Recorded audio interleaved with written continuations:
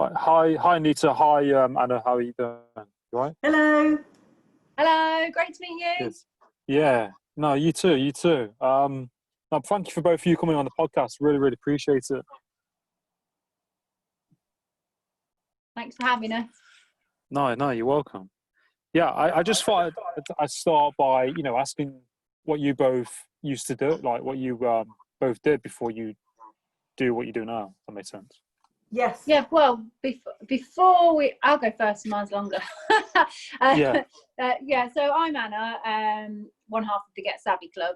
Before we formed Get Savvy Club, which is coming up for about a year now, I, at the time, was running, was part of a network marketing business. I used to already run LinkedIn courses as well, just for my clients. I had a recruitment business too, and a property business. But previous to that, I'd done 17 years in recruitment and many different sales jobs, all different types of jobs before that. So, hello, I'm Anita, the other half of the Get Savvy Club, and my background is pure marketing, if you like. So I started, 25-ish, 26 years ago as a marketing assistant for a private health insurance company. So I've only ever worked in marketing, but always, there's so many different aspects to marketing, and I've worked in huge marketing departments with like 250, 300 people doing all manner of things. So I've always worked in lead generation. So it's about packaging something in a way that's going to make your ideal client want to buy it, and then looking at how you can then continue to work with that ideal client more and more. So it's about that whole customer journey, customer life cycles, packaging, the language of how you talk about your product. So all stuff that fits. When Anna and I got together to form the Get Savvy Club, that's kind of the bit I brought to it, because in terms of using social media to promote your business, words and images and understanding your messages and things like that are vitally important. So that's how it all fits together, really. So my phone just dropped off then. Yeah, no, that's that's awesome. So like you can kind of both combine your like work and experience from what you've both done and all these different sectors. Since social media was a thing, I've used that in all my businesses that I've been in. I've always been really interested in how it's evolved, and basically because I'm a salesperson at heart, a new way of getting to market, a new way to get into clients is of interest to me. So I'm always looking at new ways to get in front of clients and obviously increase sales and things. So social media seemed, being the recruitment background with LinkedIn, I've used that for probably 15, 16 years, something like that, since it became a thing. Obviously, it used to just be somewhere where you put your CV, and that's where us recruiters would find candidates. So I've used it and watched it evolve since then. But yeah, I guess I'm the kind of person that if there's a button to press, I'll press it to see how it works. So I love doing social media and all the different businesses that I had. And that's what I kind of was good at, really. Although I didn't have a passion for everything that I was doing, the bit that I found that I was more passionate about was actually the social media or the helping others attract clients element of it. So it made sense to kind of join forces with Anita, really, and create the Get Savvy Club. Yeah. No, I think that's great. And I think it's great what you've both kind of established and created, because I think like with what you're doing, social media is, the way of the world now. And, not just for like people in their personal kind of lives, it's, business, isn't it? And, you could have a whole business running off social media. Yeah, if you're not on social media, really, you don't exist.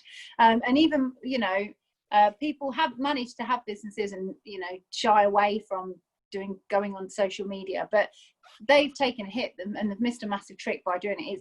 It's as important, even Gary Vaynerchuk says this, it's as important as your finances now in your business, having, a social media presence. So something that just cannot be ignored. And it's not just for kids, it's for us all, and it is hugely important for business.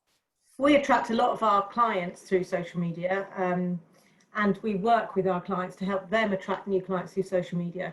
So it's a way, without spending a load of money and without even putting that much time and effort into it, to build your business up and to make more money. So as a small business owner, you don't have that much time. You don't have a £1 million marketing budget like the big businesses have. So it's a way of getting in front of thousands of your ideal clients for free and reminding them that you're there and what you can do for them. And then when they're looking for what you're offering, they'll come and approach you and want to work with you. So, you know, it's a no-brainer for us, really. And I think it's really great that you, with what you do, you're not just saying like, you know, the big businesses, you're there for, you know, small businesses and probably, you know, individuals as well that might not be able to afford, you know, to pay X amount to do their marketing. Yeah, I think it definitely. it can be quite expensive. We train people how to use social media organically to get new clients into their world. So although obviously we charge for our training, once you've paid for that, you learn the skills so that you can just spend a little bit of time every day. You don't have to spend any money, you don't have to pay for LinkedIn. We're not about, you know, we can show you how to do Facebook ads, but you don't have to. It's about organic social media marketing that doesn't cost you anything other than a bit of your time every day to attract new clients into your business. And it's perfectly possible. Any small business can do it. Yeah, no, I think yeah, it's definitely a skill that you have to learn, isn't it? Like social media managing and posting the right content, how it looks, the way it's structured. It's almost like a science to itself. It's very complex. Yeah, it is. If you don't know what you're doing, it can just feel so overwhelming. And most of the people that are clients of ours, when they start, they struggle with three different things. It's either perceived lack of time, they're so busy in their business anyway, they don't think they've got time to add something else in, or they have a massive fear of being judged. They feel like, or people think, what are you trying to do? And that they shy away from it. Or just not having a clue what to post, what to put out there at all, or a mixture of those three things. That's what it tends to be. And I think what our sort of superpower is, if you like, is to get real clarity for them. So work out their ideal things. One of the biggest problems I had, although I was great at using social media, I was doing too many different things that it was actually too confusing for people to know what I did. So maybe somebody might know me for selling weight management coffee, somebody might have known me for the recruitment, somebody might have known me for the LinkedIn courses that I ran. And obviously that's not useful. You want people to know you for your one thing. So when I went all in on Get Savvy Club and attracting clients using social media and teaching our clients to do that was my one thing, then, you know, the momentum took off. And that's what I'm really passionate about, helping other people do. Because a lot of people say, oh, I've got two hats, or, oh, what about this? And they get confused with multiple streams of income as well. So we do have multiple streams of income, but they're all under the same umbrella rather than something over here, something over there. So once we help them clarify their one thing that they're going to nail on social media and their one thing to be known for, then we show them a really clear path of how they can then take easy steps to set their account, set everything up, connect with the right people, get the right content out there, and of course monetize it as well at the end as well. So by getting, nothing's better than somebody. We just spoke to someone this morning actually. They came to us, they messaged us on LinkedIn, they already knew us, they're already in a Facebook group, they've already seen us on free trainings that we do and things, and they were like, oh, I want to know how to work with you, because they'd already seen us. And it's far easier than when I started out in recruitment, cold calling someone and going, oh, you want to hire someone, you should use me. Well, why? You don't know who we are. Whereas social media gives you that, like, enables many people to see you and what you're about, and know that actually they sort of raise their hand to want to work with you, rather than you waving your hand saying, pick me. It's, you know, I think the problem is lots of people think they'll just get on social media, put their whole business details and their whole CV, everything they've ever done, everything they could possibly ever offer through their business, and wait for people to find them. And if that's the case, you've got to not only find them, you've got to wade through everything they do, work out which bits might be relevant for you and what the outcome is that that's going to offer you, and then try and contact them. And nobody's got time or the energy to do that because we're all too busy with our own lives. So the first thing we do is kind of flip the thinking of our clients to say, look, social media is just a campaign tool. It's just a tool to communicate with potential customers about what you can offer them. And actually, as harsh as it sounds, no one cares about you. We all care about what you can do for me. So that's what you need to start with, telling them that. And it's the same, exactly the same as a TV advert. And you don't see any TV adverts where companies list everything they could possibly do for you and you work out which might be appropriate to you. They're really focused and targeted on that one thing. That solves that problem for that one type of client. Even though there might be more people watching that TV advert, they're really focused and targeted. And that's how you have to view social media in order to make it successful for you for business. So that's kind of where we start with mindset, perception and the shifting of the foundation and the strategy that you're putting in it. Yeah.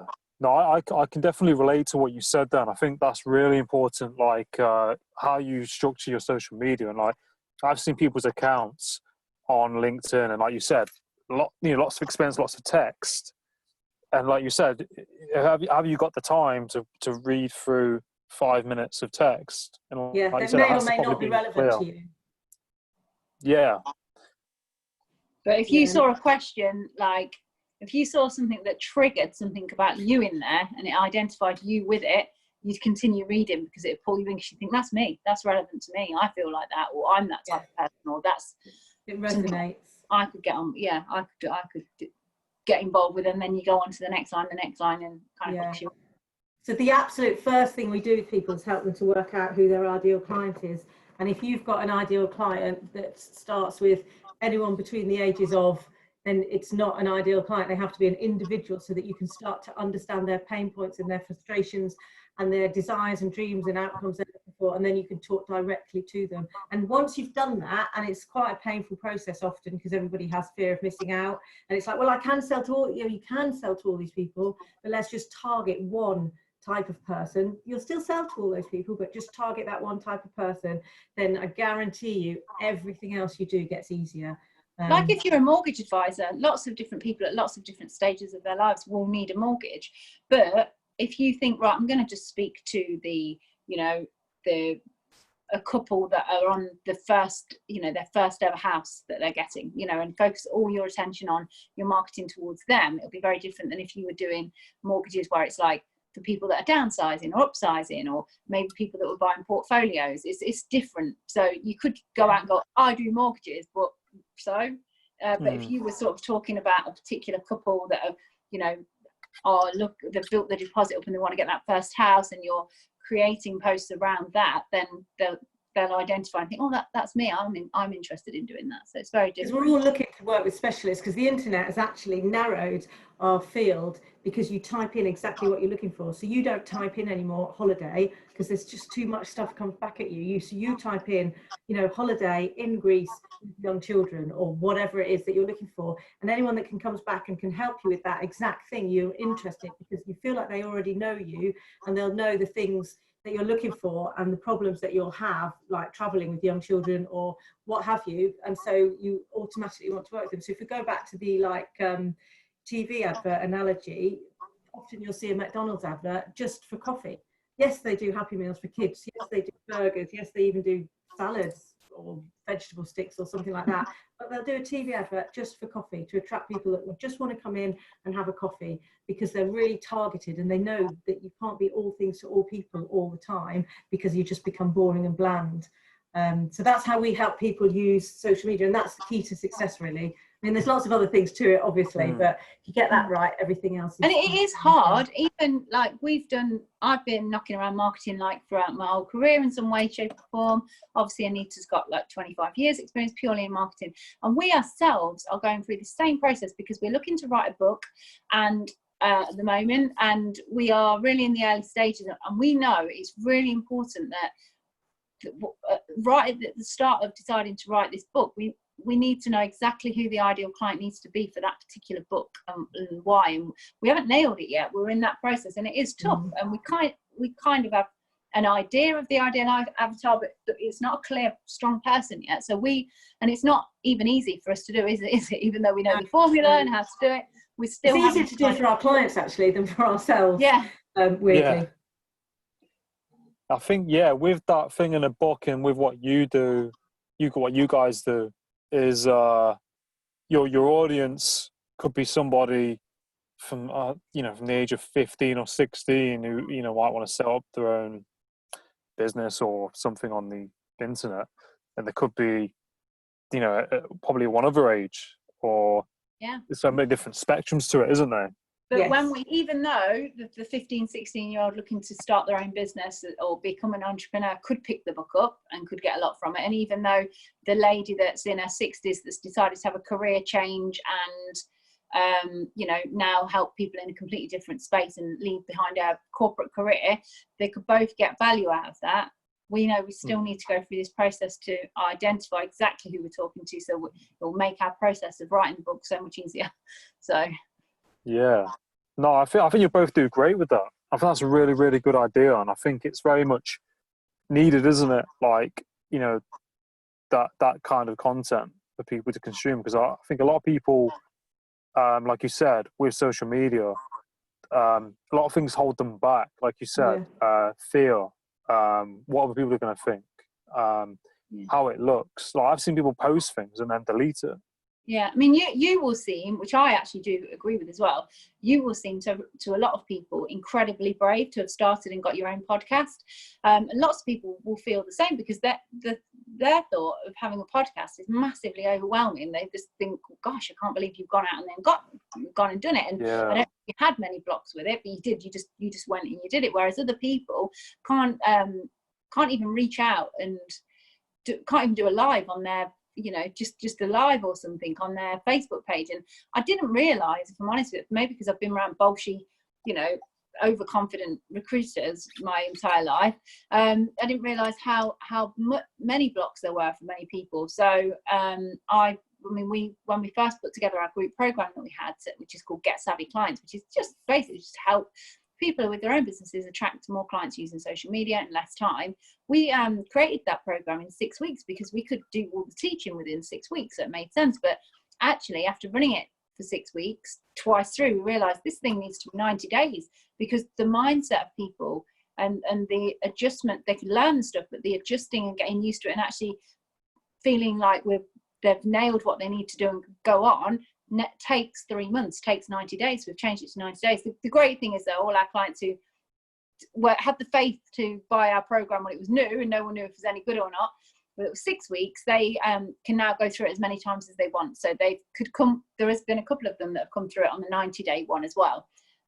They've got lifetime access once they've been through it once. But yeah, it just goes to show that actually, although I hear a lot about mindset in spaces and the things that I've done in the past, it's still lots of people need a lot of work on that side of it, and they're getting out of their own way and these strange ideas that they have in their own head of, you know, what other people will think of them. And actually, most of the time people aren't thinking about you, they're too busy thinking about themselves and what you think of them, which is blows my mind. And we see some amazing businesses that just need to get out there and talk to people about what they can do, and it's such a shame when they can't do that. So if they can just flip their mindset into thinking, actually, you're doing a service to your ideal client to offer them an outcome they've been looking for, because you can provide that for them in an incredible way because you're amazing at what you do, and actually you're not helping them by not getting out there. It's not about bragging or about look at me, how great I am, or anything like that. It's just about allowing your ideal client to get what they're looking for by working with you. Then it's kind of helps to get over it. So we've got a few concepts like Savvy Self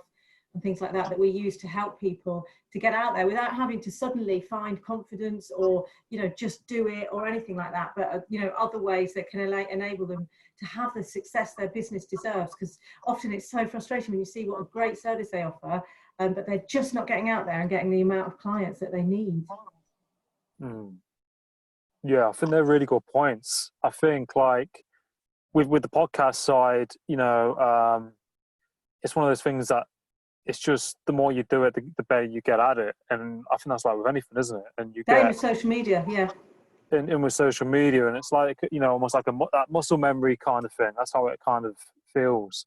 And yeah, I mean, sometimes I can put stuff out there and I can judge it or overthink it, and it's just like you said, it's a bit of a process. I think we're all guilty of sometimes. You know, we might compare it to someone else's, whereas you've got to kind of stay in your own lane, if that makes sense. And with what you do with getting clients and helping them, I think like they have to kind of want to take that leap, haven't they? Like you can provide the facilities there for them, but they've got to want it to work. Yeah, and they've really got to, that's why we have so much free stuff out there for people to consume first. So they can be in our world, they can get our free downloads, they can get be on our email list, get updates, we go live every Tuesday and do a free Tuesday training. So they can be in and around our world for a while, because they do need to get to know, like, and trust us and our processes before they take that step to actually want to work with us and feel ready, actually. You know, I've actually had people message saying, really want to work with you, but I'm not ready yet. Which is kind of strange. It's like, well, that we will help you get ready, but even then they're almost like a step even further behind, because they know they need this stuff, but they still don't feel perhaps that they're ready to take that leap to even, you know, come on board a group program yet, or whatever. So yeah, it is interesting to see the different blocks that people have, but it's fantastic when someone, you know, goes through our program or works with us on, like, and even we do like 2-hour Zoom strategy calls on one of those, how many aha moments they get, and like just reframing something in a different way. Because if we try and get them to understand that actually them not getting out there is hurt, you know, they're not serving people. If they're serving more people, they deserve. So I serve, so I deserve is like a really good sort of phrase. So and if you're not letting people know what great service you can provide, then you're doing a disservice to them, rather than people worrying that, oh God, I don't want to be salesy. I'm not salesy. And it's like, it's nothing to do. I mean, I was really salesy when I was younger, and actually I've realized now that was the completely wrong way to sell. But that's just how I was taught, in that kind of, you know, I think like a Wolf of Wall Street kind of a way. But obviously learning now that that's not the right way, and just sort of letting people know that you don't have to be a sharky salesperson to get by in life. And in actual fact, you're doing the disservice to your potential clients if they don't know that you're out there and you can't help them. But it's getting that reframe there, really. And also, safety in numbers, they're never unique in feeling like that. In fact, probably more people feel like that than don't feel like that, yet we manage to work with them and they go on to be extremely successful on social media without having to change their personality or anything like that. So that always, I think, gives hope to other people. Yeah, no, I agree. And I think like that, like with the first point, is like that kind of pushy kind of sales approach. I think it's changing a lot. I think it still does operate in businesses and people are like that, but I think people prefer it if you're more genuine and you know you love what you do and you're not forcing it down people's throats. Well, social media means you don't need to force it down anyone's throat now. You can just turn up, have a conversation, talk about what you do and be relaxed, and you can just be in the back of their mind until they're ready to buy from you. Whereas before social media, you didn't have that. You had to pick the phone up to make that call. You had to knock the door to get that sale. You know, like you couldn't get in front of thousands and thousands of people. You had to go out and hustle. Whereas now you can get in front of, you can do one LinkedIn post and get in front of thousands and thousands of people that may, you know, could be your ideal client, and actually attract your marketing so that they're attracted to you, and they already know they want to buy from you, because we all love to buy, but you know, no one likes to be sold to, but we all love to buy, don't we? So it's a great way of people getting to know, like, and trust you. One to many as well. So I might do like a Facebook Live. Like somebody liked a Instagram video that I did in October 2019. Yeah, so October. Random. Like earlier today on Instagram, and I was like, what's that all about? And it was funny actually, Anita, because it was like the very first time that we'd ran the program challenge thing, and I was about that happening, and I was like, that's weird. Why did they go like that? So that's incredible that like I did that long ago, and somebody's just found it today and has consumed that today, and that's, you know, you didn't used to get that. Yeah. Well, often you find people come into your world and then we'll start going through all your old posts and your old videos and like liking or commenting on them, so it starts coming up in your feed, and it's the same person, and it's the perfect way to check someone out and almost stalk them and find out a bit more about them. Like we've only been going just under a year, but we've only had a website about a month. Because, you know, when we started, we didn't have the finances to do it, and then we got busy doing other things, and it just wasn't high on our list, because people would check us out on social media. They can go through and see all the posts we've ever put. They can see people that have commented. We've got recommendations on there from other people. We've got social proof in our profiles, and it's just a really good way to say, right, is this person authentic, and are they what they, because it's harder to fake, you know, 2-3 years of activity on a social media feed than it is, you know, put up a flash website and make yourself look better than you are. Yeah, and they can see our stories completely matched. They can go on our LinkedIn and see that's what we did do, and you know, they can see recommendations from work that we did before we were in the Get Savvy Club. So yeah, it's a great sort of way to stalk and, you know, make sure that these people are who they say they are, and can help you in the way that they say they can as well, rather than websites can say anything, can't they? Oh yeah. No, I think that's a really good point. I never really thought of that. But so like, you doing this podcast now, Adam, is like building up social proof. It's basic things. It's like when I did recruitment, I used to have somebody come in that was young. They were like, I want a job. And I'd say, well, what jobs have you had before? Nothing. I've just been to school. I've just been to uni. That's that. So, well, have you not had a part-time job? No, I've just been funded, so I've not needed one. Well, they're less likely to get the job than somebody that's just had a part-time job in KFC or something, because that part-time job in KFC can give them a reference that they turned up on time. It might not be relevant to the role they're going to be doing, but basics are there. And it's like you with this podcast, the fact that you're turning up, you're finding different people to interview, and you're doing this on a regular basis, where, like, depending which way you decide to go in life, there's sort of evidence and proof that you've been out there, you're interested in other people. People can actually get to know, like, interest in you and your personality through this podcast.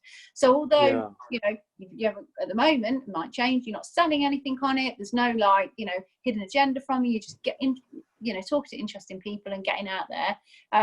It's all building for you now, social proof, which is great.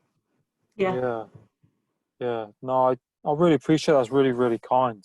And I've not really thought about it in that way, to be honest. I think because I've been so busy doing it, it's a bit like, Didn't you find that we did a masterclass, like, when we went to launch our academy. We've got an academy, it's like a membership site called Get Savvy Academy, and when we launched that, we wanted to do a bit of a masterclass. I call it a masterclass, really, a webinar, which just said, what we're about, who we are, and what we've done so far in our Get Savvy Club journey. And until we did that, I don't think we'd taken the time to look and stop and see how much we'd achieved in that time. And you don't, because you're so busy doing the work, you don't, like, sort of reflect back and think, oh, actually, I've created quite a lot here. So it's a good, it's good to stop and take stock every now and then of, like, what you've done and what you've achieved.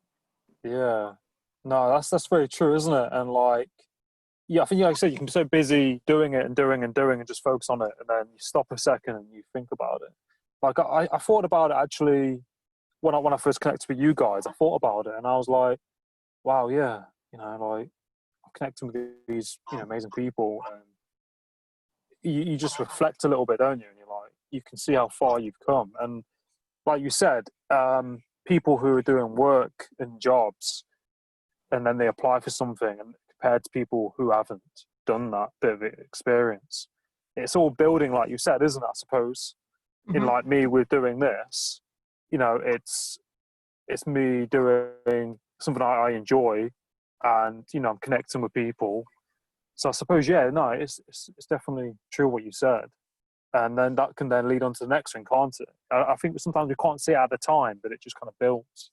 I think it was Steve Jobs that said, hey, you did a Steve Jobs quote this morning, didn't you, Anita? I'm doing another one now. He said, you can't connect the dots until, like, after. So until you look back, you don't quite understand. It's like silly things. Like, I did a BTEC in performing arts when I was a kid, just because I didn't want to go and get a proper job, because I was quite immature as a kid. Still am a bit now. But actually, I didn't realise that losing the really strong Leicester accent that I had then, and the confidence that I got from that, just doing 2 years doing a BTEC, would benefit me as much as it has done in my, like, life so far, because just the confidence element of it, and I would not have got the jobs that I got into sales, telesales jobs that I had at the start of the career, if I'd have had that really strong, if somebody said, what's your name? Oh no, they would have never have given me the jobs. But that's the beauty of social media as well, because you don't know who's reading your stuff and who will then try and connect with you. And it's not just about attracting clients, but it's about collaboration, guesting on podcasts, looking at guests who will be on this, that and the other, and you can interview them or learn from them, and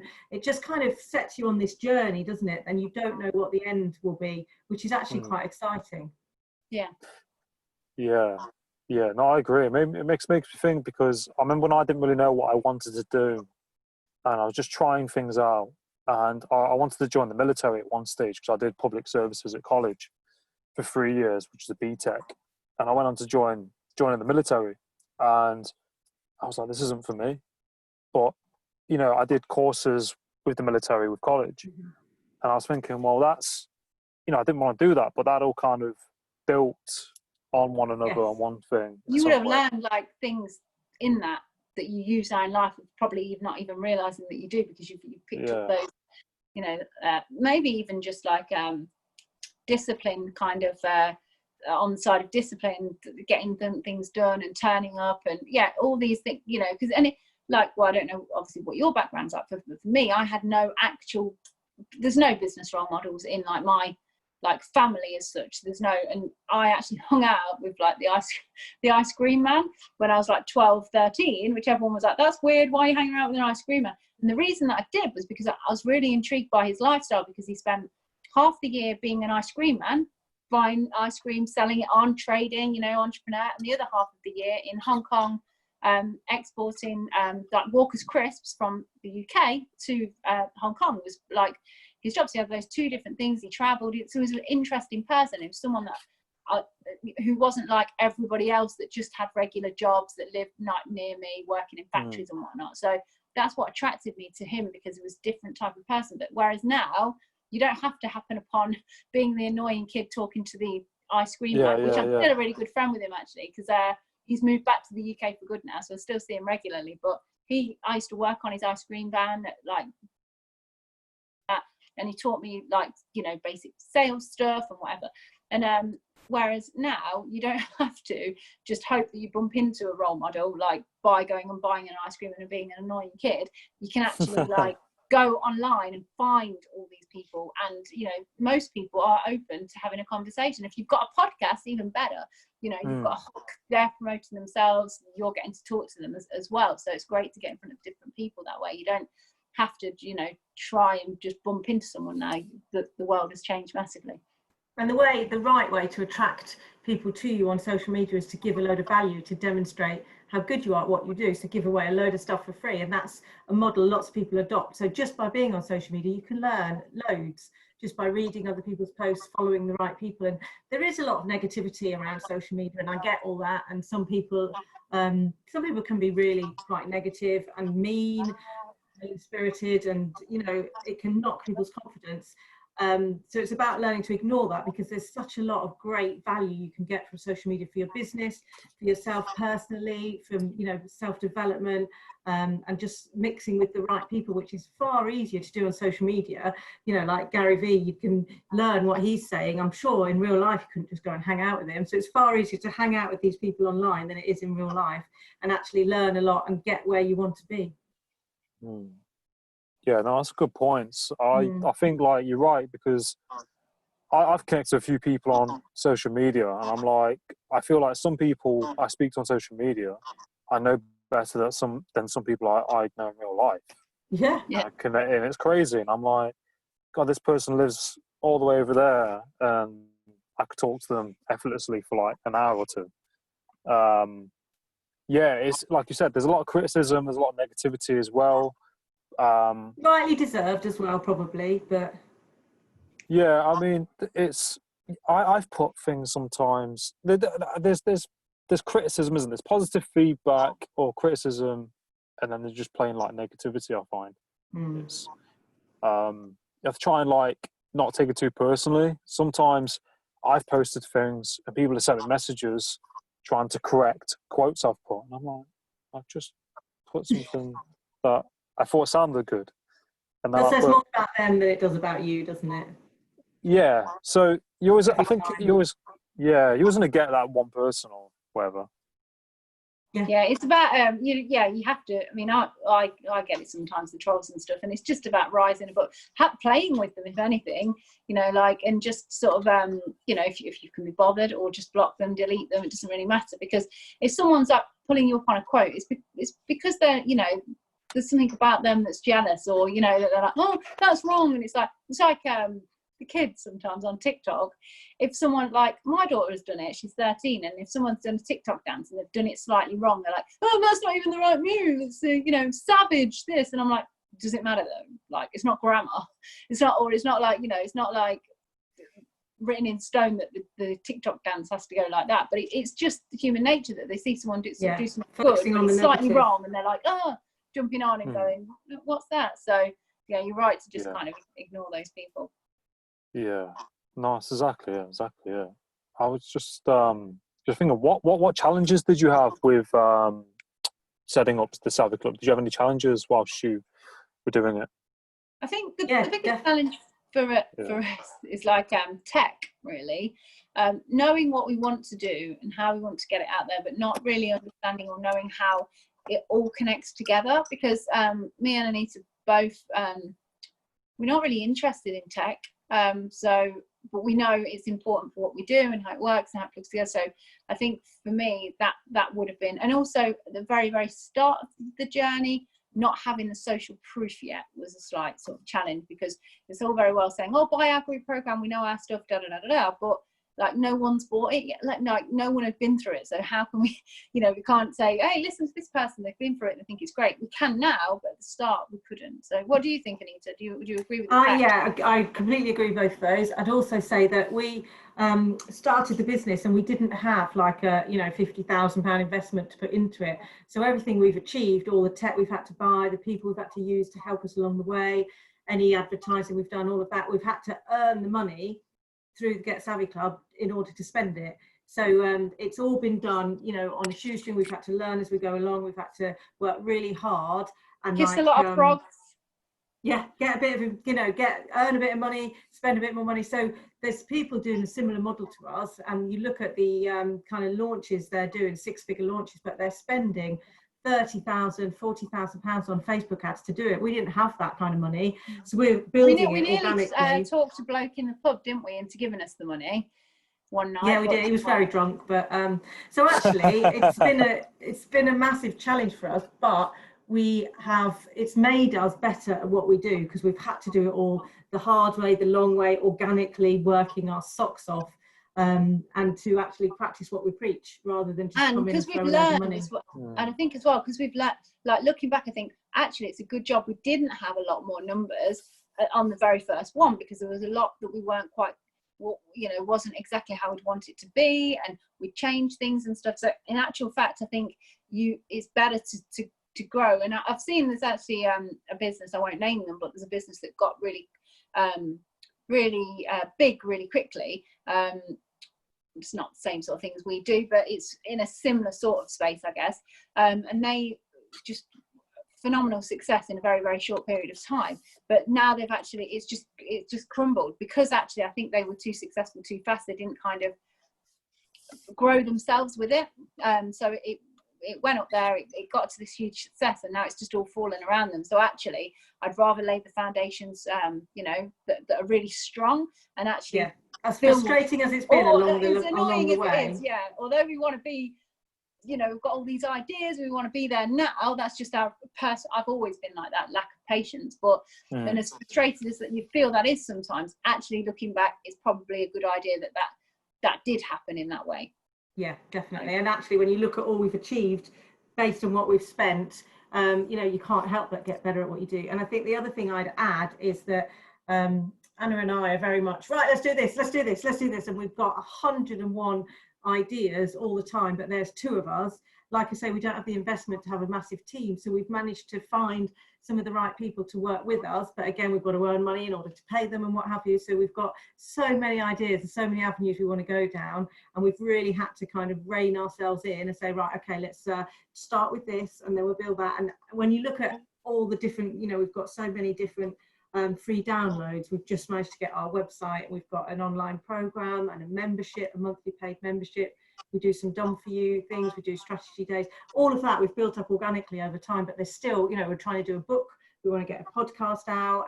We're looking at all these other things, and there's just not enough hours in the day. And we're not willing to work we don't work 18 hours days, do we? And we have children as well that have, like, obviously from March, we had to all of a sudden become teachers too and learn how to. So as enthusiastic as we are, and we have all these ideas, we're still not willing to work all the hours God sends to do it. So that's been a challenge for us, but all it's meant is we've had to develop some patience, which we don't naturally have, and prioritize. And we've learned, God, I'm a different person now than I was when we both started Get Savvy. And I thought I knew myself and I knew marketing and a new business, but it's still changed me along the way massively. Yeah. No, I think it's massive what you're both doing. I think it's really great. And I think, like you said, with managing a business, and you have all these ideas and the hours in the day, and you've got, family as well. And like you said, that process and that, leveraging it you know, the right way. And like you mentioned, the previous business that did really well, and then it kind of crashed. And like you said, it's just that, I think, that consistency, isn't it? That patience, and you kind of like not being able to rest on our laurels either, because I think the company I was talking about before, because they got so, you know, they didn't do that much to get to that level, then they kind of think, oh, it's easy. You know, it's not easy, because you've always got to keep going. And the greats actually, you know, do you want to be good or do you want to be great? And the greats keep evolving, they keep learning, they keep going. Because I think before people get into entrepreneurship, when you hear people that say, oh, I just want a laptop lifestyle, I want to watch it work like 4 hours a week, and I don't really want to do much, but I want loads of money and I want to sit on a beach and blah, blah, blah, blah. Well, those people aren't ever going to be like super successful, because actually, if you want the entrepreneur life, or if you want to have your own business, you want to do your own thing, it just takes sacrifice, it takes effort. So, you know, nobody really, even if they look like they're just chilling out now on a beach and whatnot, they didn't at the start, they hustled. So as much as people say, you know, oh, you know, it was easy for us, we did this, and, you know, now I have this money. You look back, and if you look deep enough, you'll find that actually they were consistent, they turned up, they got themselves out there, they didn't just, you know, to go on their laptop for an hour a day and that was that. They didn't. They had to earn their stripes, if you like, at the start of the process, and continue evolving. Otherwise, you know, if you don't, then you're just going to start going backwards. Yeah, that's the thing, isn't it? It's kind of changing and evolving, and looking at probably like new challenges, isn't it? Not getting complacent, because I think it can be easy to fall into those traps. And I think people always see like the tip of the iceberg, don't they? They always see Jeff Bezos or like Apple, where they are now. And when you look back at it, you know, there's that famous picture of Jeff Bezos where he's at a computer desk. Yeah. And there's like Amazon written on a bit of cardboard. Yeah, in his office. garage. And you're like, yeah. So I think it's that journey, isn't it? I think if you look at, that's what it's all about. People are so focused, I think, on the end result. It's everything in between, isn't it? That builds that. It's turning up on the days that maybe you don't quite feel like turning up on that day. Do you know, like, because even if you're passionate and you love something, there's people think, oh, I just want something where I love it and I'm passionate about it. Yes, you can love it and be passionate about it, but every single thing everything has something in it that maybe you'd rather not be doing at a certain time, because you'd rather be doing something else. Even I mean, we love what we do, for example, but I do not like anything on the admin side. But I know that even if still going to be some elements of admin. Can't even if we, I hate being organised, and you have to be. We've got a Facebook group, and we do some free training in there every Tuesday lunchtime. So we go live, we pick a topic related to marketing, business, social media, our business, and we kind of promote it in the group. And Tuesday lunchtime, we talk about that, and we give a download. And so we've been doing that in order to build our audience, build our credibility, and we've been doing that since probably Christmas time, about that. And, you know, at the start, we'd maybe do the live to like 1 or 2 people on there. And there's, you know, people doing this with like 1,000 people watching them, and you can't help but compare yourself to that. But it stays in that group so people can go and watch it whenever you want, and it kind of builds your consistency, and you get better at what you're talking about, and like maybe a bit slicker of us working as, you know, as a twosome and what have you. So it's worth doing. So, you know, all of these people have been through, the people with 1,000 audience have been there with the audience of 1 at some point, but you just don't see all of that. So it's kind of paying your dues, isn't it? Keep showing up regardless. Yeah, no, that's a really good point. I find that as well. I mean, I've done a few lives. I think I had like a few people on it at times, and yeah, like it's good practice as well. I find as well if you're doing that. And I watched a documentary called is it Minimalism? These 2 guys, and I won't go too much into it. It's a documentary on breaking down your lifestyle, not having lots of materialistic items. And when these guys are doing the tours around America, you know, they had like 1 person sitting in the audience, or like 2 people. And then it showed you like a couple of months later, they had like 20 people to like 50 people. And that's literally, everybody starts at 0. And you know, the people that don't, I actually think it's harder for them if they come from like, actually, like, say like they've got a famous person, or maybe they went on a reality TV show, and so then, you know, they came out of that and all of a sudden they're famous. People are interested to watch them, but then it goes down really fast. So then they've got to pick themselves back up and go back up, because obviously those types of fame, that sort of fame, doesn't last that long and no one's really that interested. So they haven't built anything. Yeah. So whereas if you've grown it from nothing, like, and you're just building and building, then, like I said earlier, the foundations are stronger and it matters more for you. I mean, it's weird when we have like not fans, that's a bit of a over the top word, but like we've got a bit of a tribe and a bit of a following now, and we have a product called Daily Dave, which was never going to be called Daily Dave. We used to call it that just as a joke between us two, which is basically 90-day content planner. So for people that don't know what content to put out, we send them an email every single day with a brand new topic, and then they know they can write their post around that, so they'll be consistent for 90 days. And we called it Daily Dave because the whole idea was like a guy called Dave, who's your delivery driver, is going to deliver you your content every day. But we only called that between us two, and then I think we accidentally said it a few times on lives and stuff. And now we've got like people that are doing the 90-day content planner and going, oh, I've done my Daily Dave today. It's even got shortened to like DD.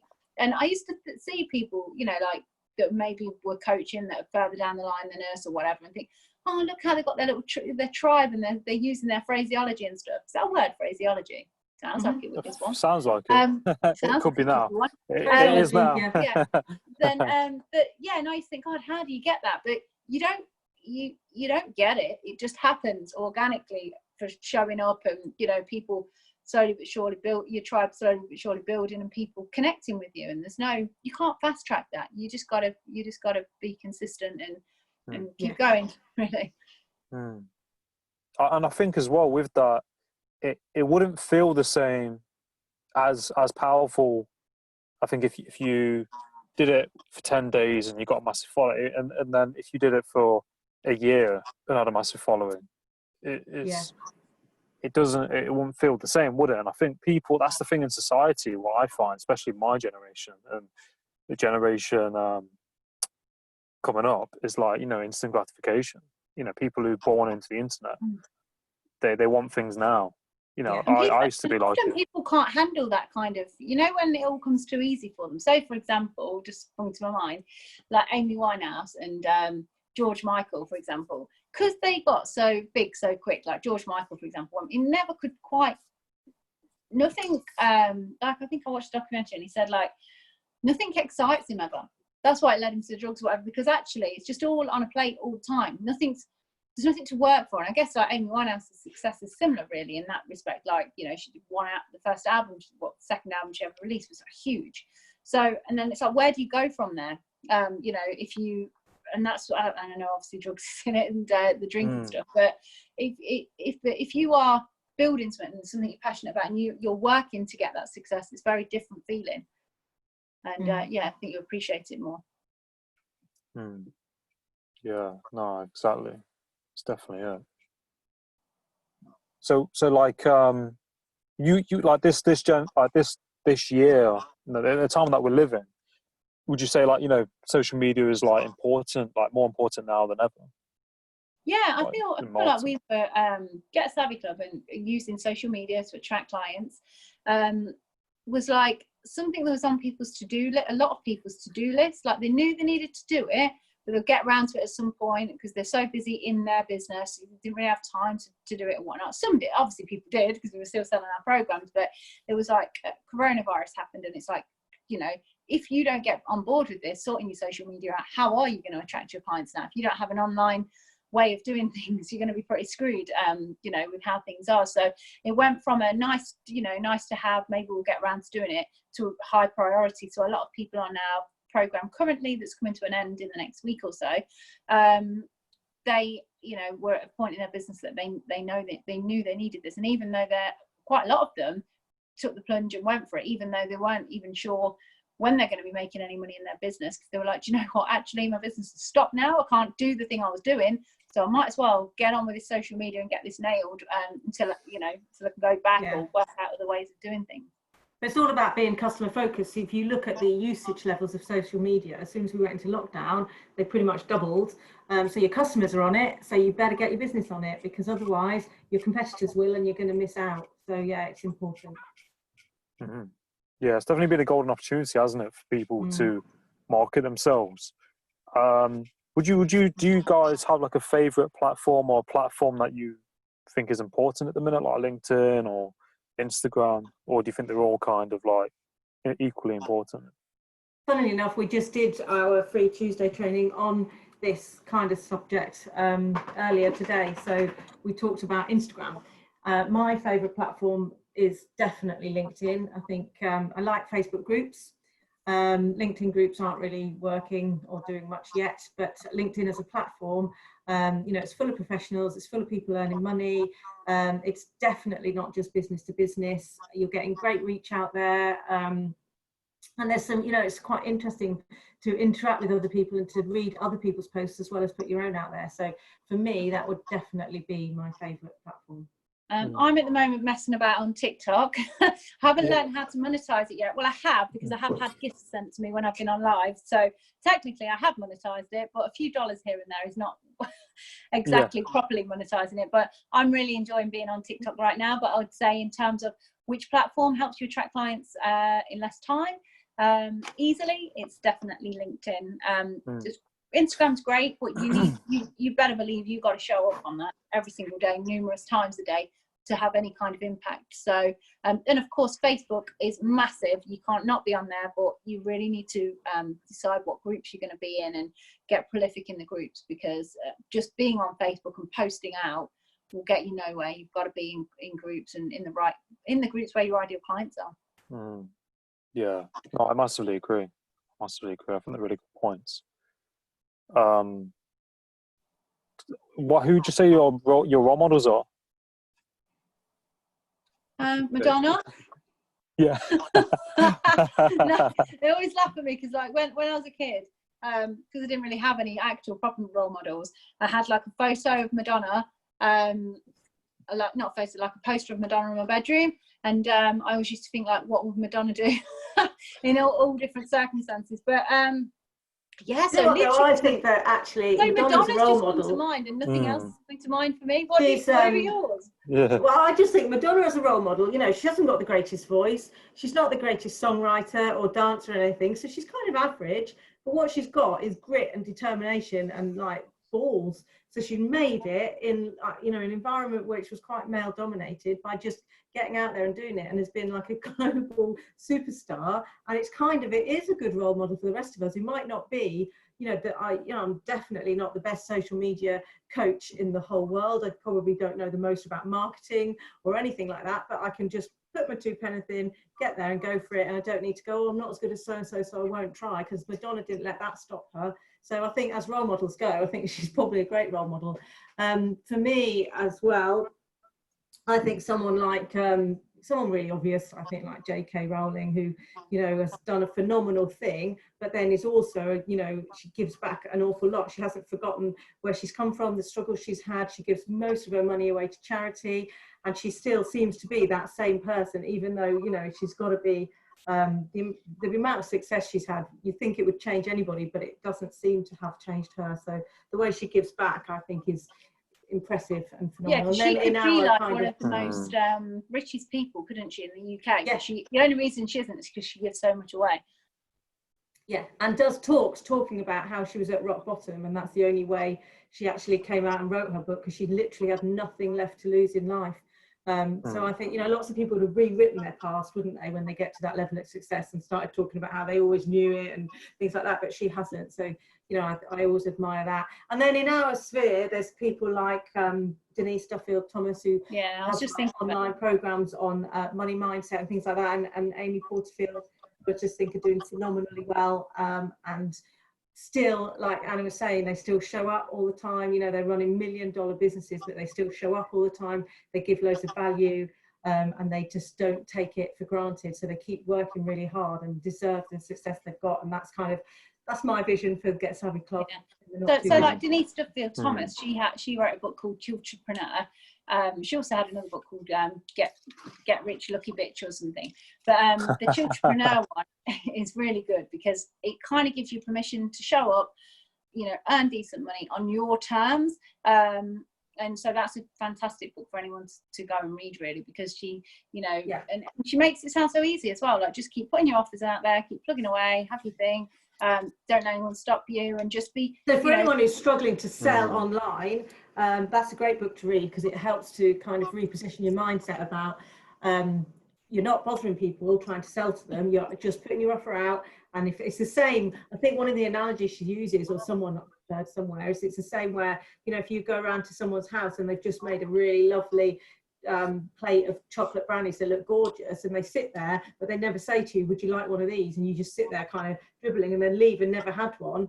You're doing them a disservice. If you just say, would you like one of these? That's the same as putting your sales offer out and just saying, would you like that? And if they don't want it, and otherwise you go, you know what, I really wanted one of those chocolate brownies, but nobody offered it to me. So it's the same thing, really, which I think is a great analogy.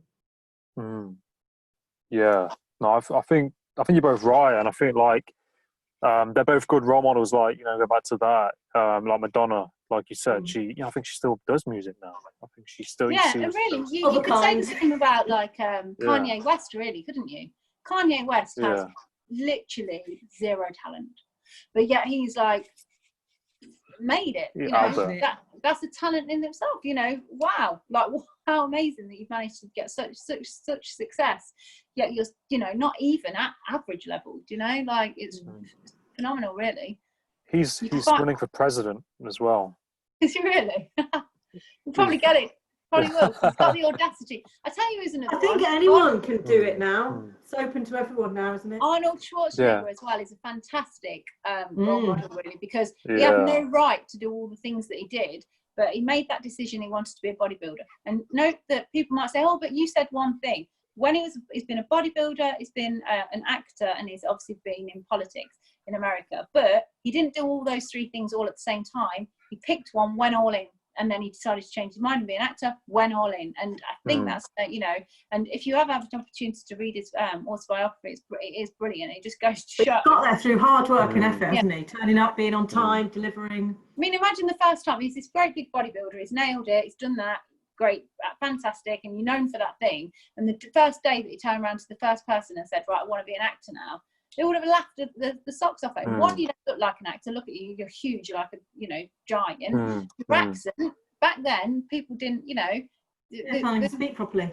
Yeah, you can't even speak. So what, you know, it was just like insane that he thought that, but he didn't. He just went, okay, well, I'm going to go take acting classes. I'm going to, you know, and he just powered on through, regardless of what people said. So yeah, people like him are excellent role models as well. Yeah, I think he's definitely up there in the top list. I think Sylvester Stallone as well. He's very similar in that way. My son's called Rocky. Is he? Yeah. Nice. So yeah, his story is brilliant, isn't it? How he just was like, no, I want to be the person playing Rocky. Like, and I'll keep, you know, banging the doors until I get to there. And he lost everything. He even lost his dog, didn't he? And he had to go back and buy it for like, was it like $35,000 or something to get his own dog back that he sold to someone, or he had to give to someone to look after because he couldn't look after himself. So yeah. It's definitely, I think it's important to have role models because it gives you hope, and it makes you realize that, you know, someone out there has had it, you know, probably way harder, and they've made something, and they've had their struggles as well, and it kind of gives you that momentum, doesn't it? I think. Yeah, there's always because it's too easy to just compare yourself to people that have already got there, because they're the ones you see every day. And you don't realise that they're probably, you know, 2, 5, 10 years ahead of you. You don't see that struggling bit. Yeah, no, definitely. Are you guys okay for time? Yeah. Yeah. Yeah, sure. Just. Yeah, no, I agree. I agree. So like with the Get Savvy Club, like, do you think you'll expand it and hire more people as time goes on? Do you think? We don't. Well, at the moment we do work with people, but they're on a self-employed basis. So they have other clients as well. It would be nice to we don't want to have a huge corporation with loads of people working for us. We never want an office where we have to go every day and there are people there expecting certain things from us, because that doesn't sound like an easy life. Yeah, and I used to have the recruitment business with having to look after so many staff and a building to be responsible for. There was this one time that because it wasn't my own recruitment business, I was one of the directors, and the other two directors, a lovely couple, but they were married. So I think one time they were on they went on holiday, and we were in the office, and something went wrong. We had some builders in and they tripped some wire, and anyway set off all the alarms, and the lift broke, and in the lift a delivery driver was stuck in the lift, and then all the fire brigade came and whatnot, and me being me I was just messing about doing a Snapchat of the drama, right? Because at the time I was using Snapchat a lot then. I was doing a Snapchat of the drama, and then the fire officer came in and spoke to the woman on reception and said, "Oh, who's in charge?" And Siobhan, who was on the thing, she went, "Oh, that's Anna." I thought, crap, it actually is me. I thought, like, I'm not that person. Do you know, like, I know some people love that, don't they? They love to be managers, they love to be in charge of stuff, they love to, I'm not that person. And he looked at me doing my Snapchat, and I was like, what? I was like, am I? And they were like, well, you are, yeah, because the others are not here. And I thought, I don't need that. So we don't aspire to have, like, Get Savvy HQ with a physical building, but we do like the idea of maybe having, actually hiring a couple of key members of staff to be part of the team, and them work for us on a permanent basis. Maybe like a community manager, ops manager kind of thing to oversee nuts and bolts of things. But yeah, I don't ever imagine the team as such ever getting more than like 4 or 5 in total, including us, because that's not, we want to create the wealth and put it back into different assets. And then, so actually we don't desire world domination. We don't desire, like, being like Gary Vee has, like Vayner Media, is that what it's called? And then he has all this stuff. Yeah, we don't, the future for us would be, the ideal future is to just get bigger, help more businesses, get them through our program and all the other things we do, have a bigger tribe, a bigger Facebook group, email list, membership club. And then also we do quite well, before lockdown, we did quite a lot of talks at various events. So we'd quite like to take that to America and do some talks around America, and have, a bigger audience over there as well. So whatever we need to keep Get Savvy Club running while we can go and do all that kind of stuff, then yes, we'll have to have that. We'll have to do it one way or another. But yeah, in terms of a traditional business, I'm not looking for a high rise and 100 people sitting there all beavering away while I, or floating it on the stock exchange. Time to do your appraisal. Yeah. Whatever. Just, no. Yeah, no, I think that's sometimes that's the image people have in their heads, isn't it? And I think you can still have a massive impact even if you don't have that.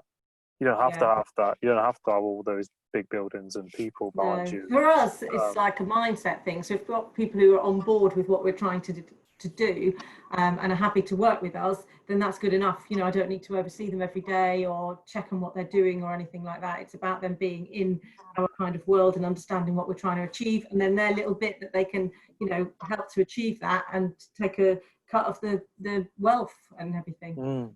Yeah, no, exactly. And I think that's the thing. Some people do businesses and they're just all about themselves and their profit, and it's like, that impact that you guys are having and helping other people is making, it helps you, and what you're doing makes you happier. Yeah, I think the more value you can add to people, the more, the better, the better it is all round. That's your level of success, really, is how many. So really, with our group program at the moment, we have like 21 people going through it, but maybe next time there'll be 60, and then there might be 600 one day, but because we're just adding more value to more people, not selling more physical things, if that makes sense. So the wealth can come from helping many people rather than just one-to-one coach. We do the one-to-one coaching, but the group programs really is where it's at for us, and and getting in front of people. So when we have the podcast and the book, and when things get back to normal, we can fly places and do talks. It'd be great to go and inspire people to, if I can inspire people to not worry about going live on, you know, the amount of people that are fantastic when you know them, but actually they've just done a few posts on Facebook, they've not pressed the live button yet, which is insane because they're so likable that actually if they did regular lives, they would get so much more business without even doing anything else, just literally going live and saying what they're up to that day. People would be aware that they exist, and they would gravitate and want to work with them.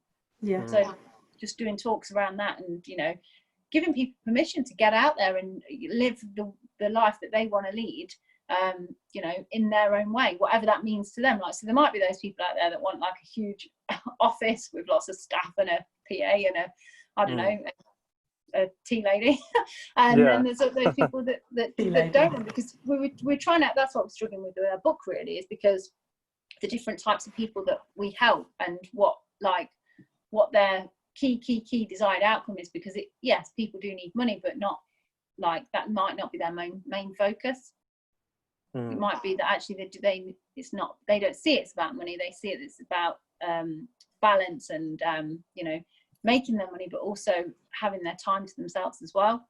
So it's just different outcomes for different people. Yeah, and that's the thing with money, isn't it? Like, you know, like I think there's nothing wrong with doing a job, but I mean, if you can do something that you like and you enjoy and love and have passion for, then it's gonna, you know, you're going to feel better as a person. You know, it's going to probably open up doors for you. Yeah. And just kind of goes from there. Yeah, definitely. But no, I think what you guys are doing is like, you know, really, really beneficial to, you know, to other people and helping them with their social media and set up their business. And I think it's nice that you guys are, you know, looking at individuals and people in small businesses as well, and giving that space for people who might not be able to afford it or do it. You know, yeah, and if anybody wants to access the free stuff, the downloads, the training, what have you, then we've got our Facebook group, which is Get Savvy Club. So if you just put that into Facebook groups, you can join that.